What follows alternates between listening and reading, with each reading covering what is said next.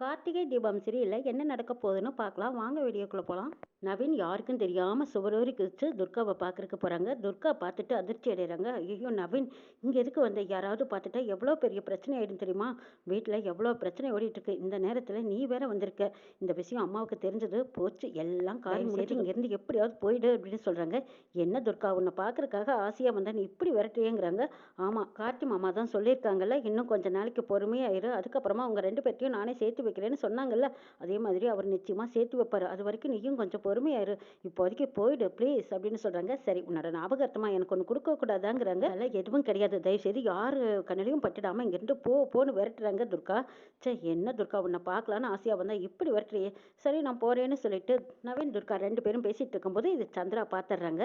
பார்த்துட்டு சந்தேகத்தோட வந்து துர்காவை கேட்குறாங்க, என்ன சித்தி இங்கே யாரும் இல்லையா அப்படின்னு சொல்றாங்க. அப்போ நவீன் ஓடி ஒளிஞ்சுக்கிறாரு. அப்படியா, சரி சரி, கதவை நல்லா லாக் பண்ணிட்டு படுன்னு சொல்றாங்க. அப்பவும் சந்திராவுக்கு சந்தேகமே தெரியல.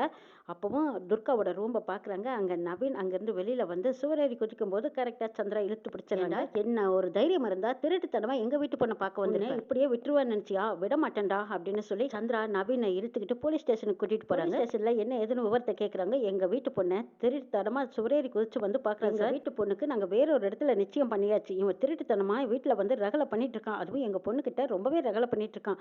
இவனை நீங்கள் அரெஸ்ட் பண்ணி வச்சே ஆகணுங்கிறாங்க. என்னடா இவங்க சொல்றதெல்லாம் உண்மையாங்கிறாங்க. நவீன் ஆமாங்கிறாங்க. ஓஹோ, என்கிட்டயே நீ உண்மையை ஒத்துக்கிட்டதுக்கு அப்புறம் உன்னை விடக்கூடாதுடா அப்படின்னு சொல்றாங்க. அதுக்கப்புறம் சந்திரா போலீஸ் இன்ஸ்பெக்டரை தனியாக கூட்டிட்டு போய், இங்க பாருங்க சார், அவன் செஞ்சது தப்பு, அதனால நான் சொல்றபடி அவனை நீங்க தண்டிக்கணுங்கிறாங்க. என்ன மேடம், நீங்க சொல்றதெல்லாம் நாங்க செய்ய முடியாதுங்கிறாங்க. அட, நான் சொல்றதை நீங்க செஞ்சீங்கன்னா உங்களுக்கு எவ்வளவு பணம் வேணாலும் தரேன், இங்க பாருங்க இருங்க வரேன் அப்படின்னு சொல்லிட்டு சந்திரா காருக்குள்ள இருந்து பணத்தை எடுத்துட்டு போய் பெரிய கட்டு ஒன்று கொடுக்குறாங்க. அதை பார்த்ததும் இன்ஸ்பெக்டரோட மனசு மாறிடுது.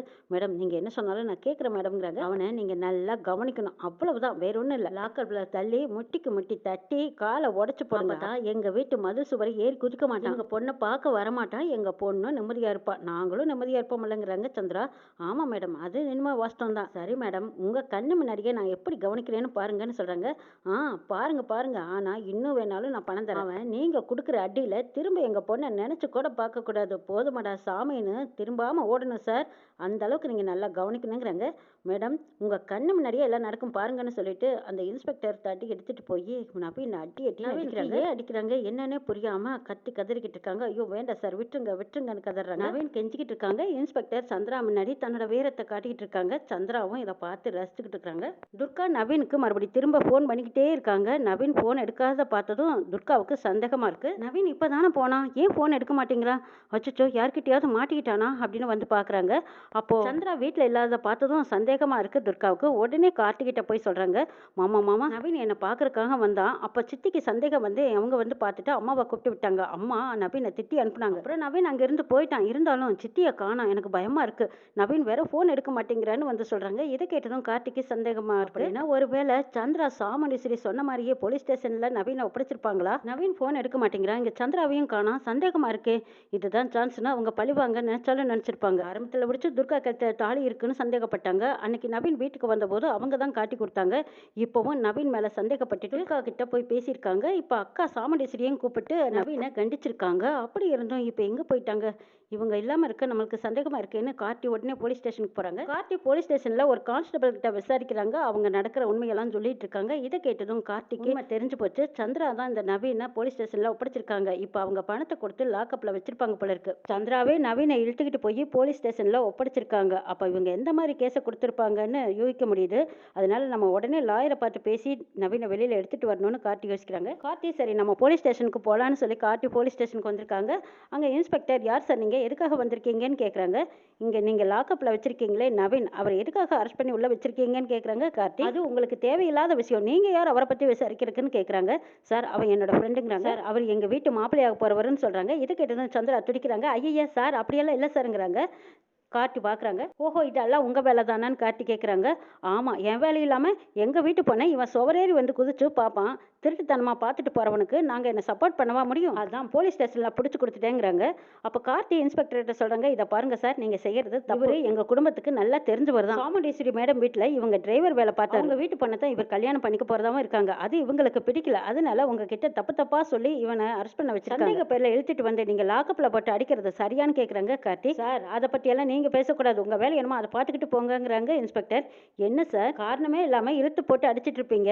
யாரை வந்து பார்க்க வந்தாங்க என்னன்னு நீங்கள் சொல்லணுமல்ல? யாரோ ஒருத்தர் சொன்னதை வச்சு நீங்கள் எப்படி சார் இவர் இப்படி அடிக்கலாம்? சம்மந்தப்பட்டவங்களும் சம்மந்தப்பட்ட குடும்பத்தை சேர்ந்தவங்களையும் நீங்கள் கூப்பிட்டு விசாரிக்கணும். அதை விட்டுட்டு இவங்க ஒருத்தர் சொல்கிறத வச்சு நீங்கள் இந்த மாதிரி அடிக்கிறது தப்பு சார். எங்கே பேசணுமோ அங்கே பேசிக்கிறேங்கிறாங்க கார்த்தி. நீ எங்கே வேணாலும் பேசு. அவன் செஞ்ச தப்புக்கு நிச்சயமாக தண்டனை உண்டு. அவன் லாக்கப்பில் தான் இருக்கணும். அவன் செஞ்ச தப்புக்கு நாங்கள் இப்போ வரைக்கும் வெளியிட போகிறதா இல்லைன்னு சொல்லிடுறாங்க இன்ஸ்பெக்டர். ஓஹோ அப்படியா, அவன் அப்படி என்னதான் தப்பு செஞ்சான் நானும் கேட்குறேன் சார் அப்படின்னு சொல்லிட்டு கார்த்தி உடனே மேலதிகாரிக்கு ஃபோன் பண்ணுறாங்க. ஃபோன் பண்ணிட்டு பேசாமல் அமைதியாக நிற்கிறாங்க. என்ன சார் எங்கேயோ ஃபோன் பண்ணுறேன்னுங்க? ஒன்று சும்மா பந்தா கட்டிட்டு இருக்கிறீங்களா? மரியாதையாக வெளியில் போங்க சார் அப்படின்னு இன்ஸ்பெக்டர் கார்த்தியை அவமரியாதையே பேசுகிறாங்க. சார் கொஞ்சம் வெயிட் பண்ண, தப்பு செஞ்சாருன்னு நீங்கள் எங்களுக்கு காரணத்தை சொல்லியே ஆகணுங்கிறாங்க கார்த்தி. அப்படியெல்லாம் சொல்ல முடியாது. நீ யாரு கிட்ட இதை பற்றியெல்லாம் பேசணுங்கிற அவசியம் இல்லை. சட்ட ஒழுங்கு பற்றியெல்லாம் என்ன தெரியும் அப்படின்னு கார்த்தியை பார்த்து அனாவசியமாக பேசிகிட்டு இருக்காங்க இன்ஸ்பெக்டர். அப்போவே ஒரு ஃபோன் கால் வருது. வந்ததும் போய் அதை அட்டன் பண்ணுறாங்க இன்ஸ்பெக்டர். என்ன விஷயமா அந்த நவீனை அரெஸ்ட் பண்ணி வச்சிருக்கீங்கன்னு கேட்குறாங்க. அதுக்கு இன்ஸ்பெக்டர் பதில் சொல்ல முடியாமல், அது ஒன்றும் இல்லை சார், தனமாக சுவரேறி குறிச்சதா ஒரு அம்மா வந்து எங்ககிட்ட கம்ப்ளைண்ட் கொடுத்தாங்க. அதனால அவரை கூட்டிகிட்டு வந்து வச்சுருக்கோம் சாருங்கிறாங்க. என்ன நீங்களா போய் அரெஸ்ட் பண்ணிட்டு வந்தீங்களா இல்லை அந்த அம்மாவா இழுத்திட்டு வந்தாங்களான்னு கேட்குறாங்க. சந்தேக பேரில் அந்த அம்மா தான் கூட்டிகிட்டு வந்தாங்கன்னு சொல்கிறாங்க. எஸ் சார், உங்களுக்கெல்லாம் வெக்கமா இல்லை? அந்த அம்மா போலீஸ் ஸ்டேஷனுக்கு இழுத்திட்டு வந்து விட்டால் நீங்கள் லாக்கப்பில் வச்சு அடிப்பீங்களா? அவரை திறந்து விடுங்க.